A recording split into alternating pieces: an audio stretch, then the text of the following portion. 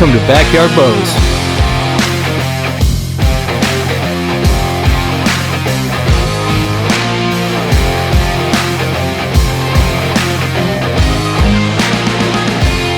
Hey, welcome to Backyard Bows. Today we're going to do our first blast from the past. And so this category is pretty much any bow that I continually see in circulation on the web, on different bow trading sites, on eBay. I mean, you see them all over the place. And the bow review that we're going to do is on the Z7, but we have some other bows up here that I think are very similar from the same era that we'll kind of mention and talk about as well. This, to me, the reason we're going to start in this category with this bow in particular is because this is where bow hunting went from a hobby interest to more of a passion and a lifestyle. This was the first bow that I really saved some money up and made an investment in something that I thought was, I was obsessed with getting this bow, and at the time, I spent all my money on it, $1,000 almost 14 years ago. It still shoots the exact same today, and I promise you, these bows have held their value almost better than any other bow. So they've kind of peaked out right at $500 is what you can still find them on today, especially if they're in good condition. This Lost Camo special edition, kind of limited edition Creed would probably go for a little bit more. But somewhere, all of this, all of the bows from 2010 to 2016, 17 from Mathews at the time, they all still get somewhere between $450 and $500 for online. These are some of my favorite bows still to this day, across the board. I have spent more time in the field with these bows in my hand than any other bow, especially this Z7, man. I have climbed in a tree with this so many times. All very similar. So right here we got the Z7. Here we have, like I just mentioned, it is a totally lost special edition Creed. This is probably my favorite bow I have. I'll probably never let go of that. And then over here we have a Monster Chill R, which again, these are some really sweet bows. So all very similar. At that time, the module system, it had a wheel on top and then a cam system below. So if you wanted to change your draw length in the half-inch increments that it gets, I think this one goes from 24 to 30, the Chill goes from 23 to 30. You had to actually change the entire cam system at the bottom of the bow. So let's talk about that for a second. These bows are still in circulation. You do not have to find one in your exact draw length. Mathews is an incredible company on that front. I just bought a tactical tactical Creed, and I got a cam in my draw length within like 2 weeks. Mathews has some of the best, service for all of your parts of your bow. And not just for the newest ones, they date back and they can get you almost anything you want in a very reasonable time. It's incredible. So if you are interested at buying an older bow, and again, I have a chiropractor. My chiropractor uses a Z7. He's used it for 14 something years. He a little bit farther than I like to shoot with it, but he claims he shoots 80 to 100 yards with it. He still shoots it today, restrung it a couple times. I have another buddy that I hunt with that hunts with a Healy. And man, I think he's hunted with it for, since he first bought it. So not only do they perform, they continue to perform, they hold their own up. I love the GeoGrid risers on these. This is some of my favorite design on any bow across the board. I actually prefer the single limb. Some of these, they kind of went to this really thin 2-limb style. But I love all the single limb Solocams. Again, some of my favorite bows ever. So the Z7, 30 inches actual 7-inch brace height, 4 pounds, I think 340 on the IBO. To me, it is a perfect bow. It is my perfect bow, specs across the board. It is my favorite bow that I had to climb in with. I started out using a climber, nice and compact, nice and quick, easy on the draw, really nice hold. And again, I've shot this thing 1,000 times, but we will run it through our little bow gauntlet that we do. We'll do our single shot assessment. We'll go outside and do a little freestyle shoot with it. But I have to say, I think I've only restrung it one time, and I hang them on the wall. They all hang up inside of my office. And this thing, I don't think I've touched it, but it's probably still, we'll start shooting it. I haven't picked it up in a long time, but I have a feeling it'll perform just like it always has. There is no, on these single limbs, there's no limb pocket pretty much. It is pretty much just a bolt with a front. It goes right into the riser, has a little bitty, support here on this part. Again, you got the wheel on top as a Solocam, cam on the bottom. I love the cable guard on these. I love the string stop. My favorite across the board are these wood, walnut wood grips with the Mathews inlays in them. All together, this bow these things are perfect to me. So again, this is exactly how I've hunted and set this one up. I haven't touched anything, and the same here. This is exactly how I used to use it. Both of them have the quad rests. And then this one has a ripcord rest, but again, everything else on it is the exact same. I think when I hunted with the Chill R, I didn't even use a stabilizer. I have this on here now, but this bow is one of the best balancing bows I've ever picked up. So let's do our little single shot assessment before we get outside. I'm excited to get this thing back in my hand, and we'll shoot some shots with it. Another thing that I'm excited about is I've never really ran this through a chronograph test. Back in the day, I didn't have a chronograph, didn't really care. This thing was plenty fast for me and never ever thought twice about it. But since we've been doing all of these speed tests, so it'll be nice to see where these things kind of compare to some of the other bows that we've been doing. So again, 14 years old. I haven't changed the limbs, nothing on this bow. The string one time. I'm excited to see what speed it gets. Another thing I like this, it has 2 extra string stops, one attached to the bottom limb and one attached to the top limb. I love that design. So there's 3 different spots where it stops the string, helps with vibration, noise, everything. Again, the Z7, it does have a little reflex to the riser. It's a hair top heavy, but man, when you get this thing in full draw, it's one of the best balancing bows you can get. So nice thin grip, smooth draw. The hold is awesome. Kind of a natural follow through on the bow. Little vibration, a little pop noise. They're kind of real soft and quiet for the speeds that they get.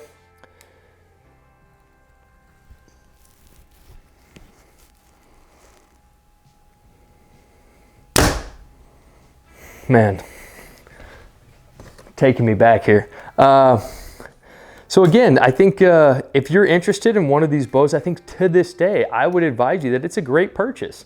Now, with any used bow purchase, be really careful about kind of inspecting the bow. If you can buy it in person, that's the best. If you're having it mailed to you, just kind of look at the reviews of the purchaser and kind of, you got to build some trust with them in other ways. But I do think that these bows hold up very well. If you want to put some new strings on them, great. But again, I mean, this thing has sat on the wall for a couple years. I'm knocking dust off this with each shot. I love this one. Absolutely love this one. While we're out here, let's go ahead and sling a couple through the other one just to see. So we got the Creed. Again, totally lost. It has these really sweet lost wheel and cam on the bottom, which is all, dipped and camoed out. This bow, favorite specs, favorite balance. I mean, this thing is a perfect bow to me. This is my ultimate perfect bow right here. I think this one is at 29 inches, which is a little short for me, but I was a little bit smaller back then. But yeah, I mean, it's just an effortless pull. It holds just like the Z7. Once you get it back, nice solid back wall. Has a little bit of a valley that you kind of can feel and go through. But it's such an easy pull. It's so easy to kind of get through that with ease without it being a jerk. Again, I love the limb. I love the cable guards on these. I love the accessories on all Mathews bows. This is one of my favorite parts about Mathews is the accessories, the attention to detail that they play into these things. I would say, the split yoke on the top, they're fairly easy. If you're somebody who wants to do stuff at home, they're fairly easy to get the timing right, to kind of tune them.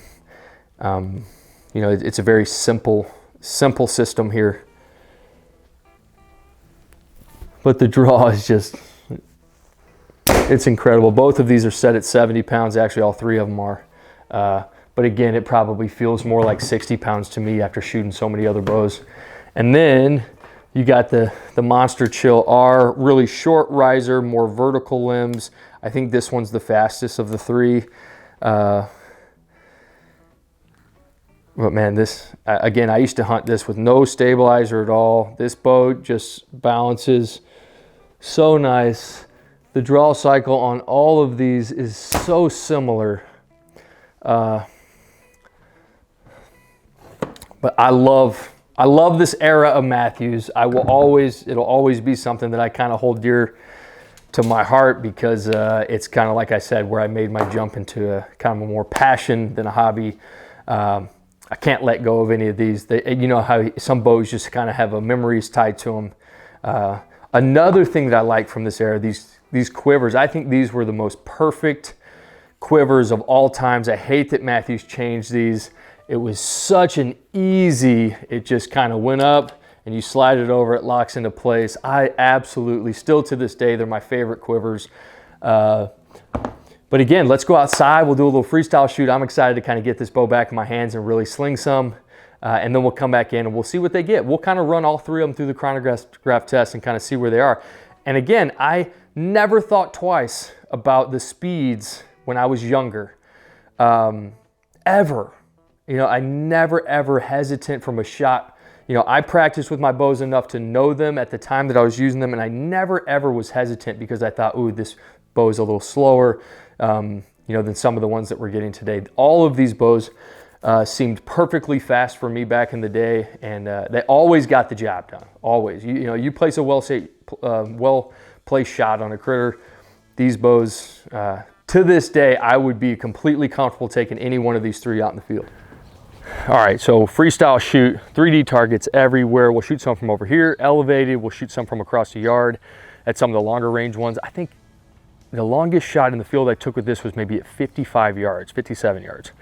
And it felt good. So that debate between Mathews and Hoyt guys, Hoyt's guys kind of claim that Mathews bows, especially these early ones, they didn't have that range and consistency at that range. I beg to differ, and I know my chiropractor who claims that he shoots 80 to 100 yards, he'd probably debate that as well. But we'll shoot a whole bunch from over there as well. This is a perfect day, 3 weeks into hunting season, leaves are falling, acorns are falling. Couldn't get a better day to do this review. So we'll start over here. We'll go bore at 25, buck at 30.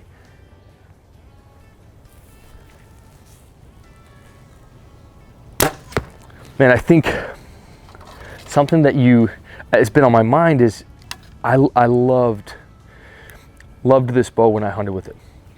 I thought I had the perfect bow, the smoothest draw, really nice hold. I love this thing. I remember multiple times having to hold in full draw, kind of that full draw stall test that we do for minutes, trying to get a deer to move, and it felt comfortable. And then I kept thinking, like, man, was that just because my only experience and my you know, was with just one bow, and after shooting all of these different bows, how would I come back and view this? But man, the draw on this thing is effortless, and I think it gets even better going up to that Monster Chill R that we saw inside. Effortless, 60 pounds. It's set at 70. It's this as smooth as you can get.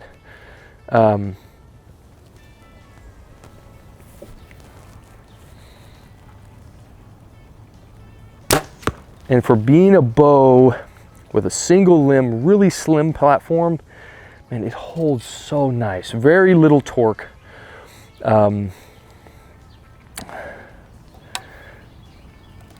You know, and then you kind of think, gosh, why change any of this? And obviously, every company is trying to innovate and change things to get more business and kind of that newest thing. But man, going back to these, I'm just waiting for somebody to put out something that blows me out of the water. I mean, V3X to Z7, personally, Z7 all day. Let's go buck at 30.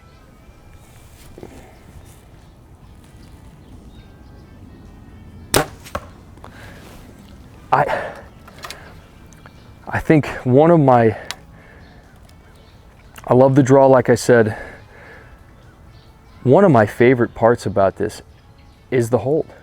It has an amazingly solid back wall. The let off feels, more like 90 and it's at 80. It's very, very comfortable and very easy to kind of hold in full draw, but comfortable. Let's go one more in the buck before we jump to the longer shots. All right, let's go over there. We'll shoot some of these longer range ones. All right, so in all of these, blasts from the past, you're taking a risk by purchasing a used bow. And I have bought and sold and traded used bows for as long as I can remember. And I kind of have a little system kind of going into buying a new bow. If you're going to buy one online and get it shipped to you without inspection, you got to look at the reviews, the comments, the ratings of that seller. Especially if you're on eBay, there'll be a ton of them and people have had a great experience or not so great experience. That's kind of my, I'll trust that. If you're going to buy it in person, here's my suggestion. First, make sure that you bring a little target, an arrow, a release to wherever you're going. Maybe a whisker biscuit you can throw on there if they don't have anything on there. Make sure you shoot the bow. If you can. I always meet people in like a hotel parking lot, some back corner. It doesn't even have to be a long shot, but just a couple shots to the bow. So let's go turkey, then we'll go buck, black bear, elk.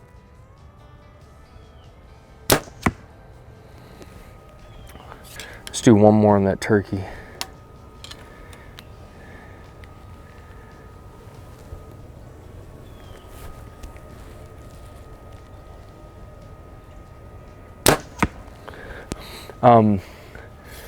I think these are really quiet. A lot of these Solocams seem to be really quiet, a little thud. It's not the cleanest shot cycle, especially for a 14-year-old bow, but I think that they shoot really well consistently. Another thing, when you're inspecting a used bow, there's, do a thorough inspection. Hairline fractures in the limbs from a dry fire, that's not really, hairline, that's naked to the, that's not going to be noticeable to the naked eye, maybe. But do a thorough inspection of the bow. You are taking a risk, so there is a chance that you're going to buy something that has been damaged or mistreated, but just do your best to inspect it. I tried to buy a bow one time, and on the riser right here, there was a little circle chipped out of the paint, and then I realized that was a dry fire. This peep dry fired and hit that riser and made a little circle there. So, there's little things that you can notice if you're paying attention. And if you're going to spend the money, take some time and really look into the bow and inspect it from top to bottom. Let's go buck.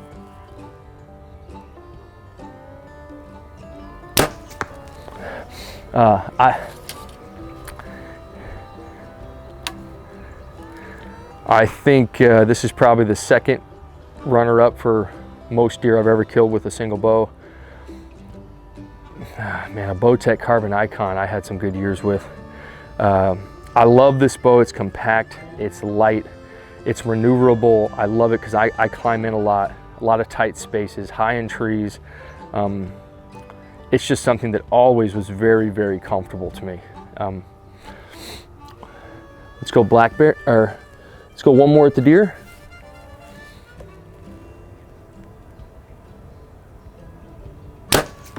I could shoot this thing all day. This entire era, 2010 to 2016, Mathews, my favorite across the board. And again, I think something that I always heard was that this era of bows, they weren't consistent at long range.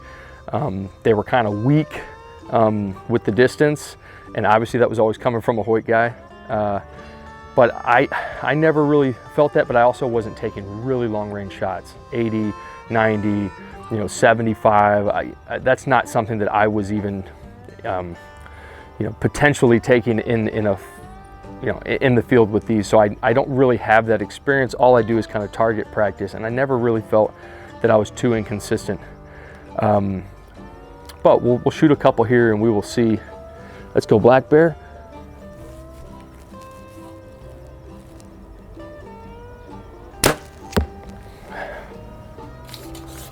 And again, I haven't picked this thing up in so long.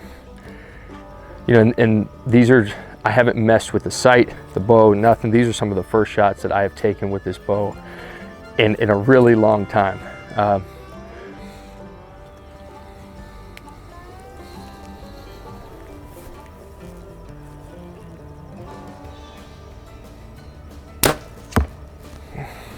Man, let me set up for some of those real long shots, and we'll shoot a whole bunch on that 50 elk. So let's shoot some up at the 50. I'll throw a little picture up of what I'm looking at, and there's a redbud tree that grows over irises, and all you can see is that little silhouette of that elk up there. I love shooting up there. I think these will keep staying in circulation. I think they could potentially even get a little bit pricier. I think they could get up to that 650, 700 range. As the demand for them gets more, people start holding on them for the more, the less and less you see online. I think these are a good little investment. I have a buddy who bought one, Z7 for like $500, and I think he could, you know, he's used it for 3-4 years. I think he could turn around and sell it for $500. So, and it's a great bow. So, if you're looking to purchase one of these, I think it's a good little investment. You know, I think people are holding on to them. The creeds you find a little bit less and less. The Heelys are really very rare to find. A lot of them are left-handed. If you do find a right-handed one, it goes pretty quickly. Then you got the Z7s, and then several other. You know, I had a switchback that I was able to resell for $350 once we kind of started all of this. We need a little extra money for bows. So even the switchback, you can still get a little bit of money for. So let's go ahead. We'll jump up to the elk. We'll see how this fares on some longer shots.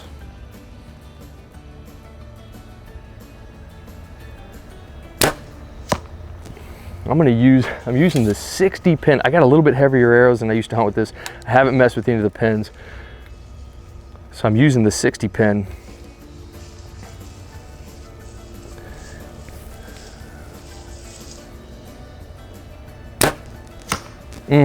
Man. So there's a little art to these.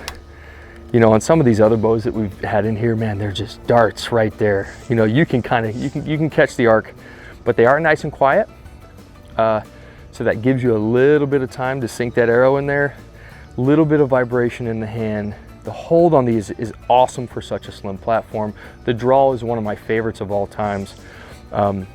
Solid back wall, durable, consistent. These things they just hold their own time and time again. Let's do one more.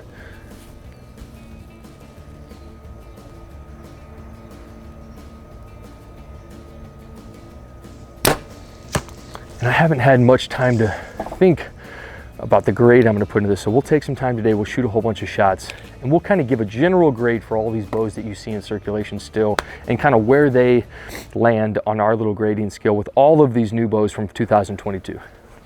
Okay, so speed test. I'm excited to see this. I will say, so we got 29.5 on the Z7, 70 pounds, 85% let off, 500 grain arrow. I will say I have bumped up the arrow grainage weight since I first started hunting. I think I hunted with a 340 spine. And so since then I've gone to a 300, which is up the weight of that arrow just a little bit. So these will probably be even a little slower than maybe I was hunting with back in the day. But I think it'll be a good depiction or not if, you know, comparison to other bows. So we'll start with the Z7.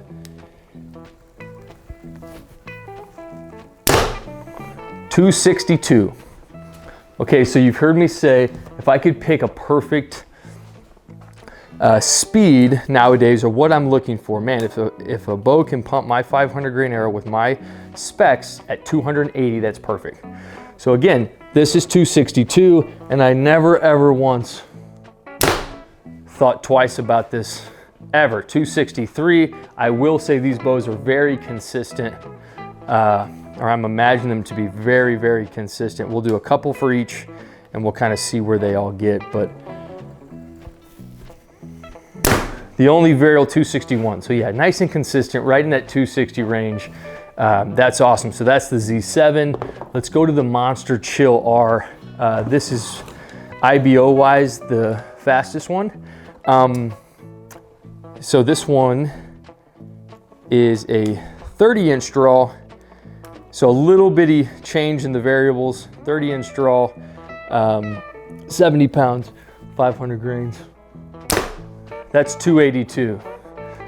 So yeah, this one's a little quicker. You do factor in that little bitty extra length on the draw length. That helps with speed a little bit.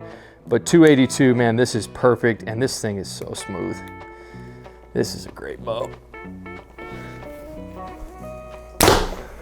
283, right in there. That's an awesome speed.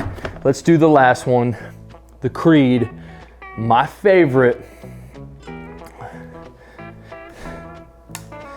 Kind of see where they all get. Just because I was interested. I was only planning on doing the Z7 today, but now that I have them out here, we might as well.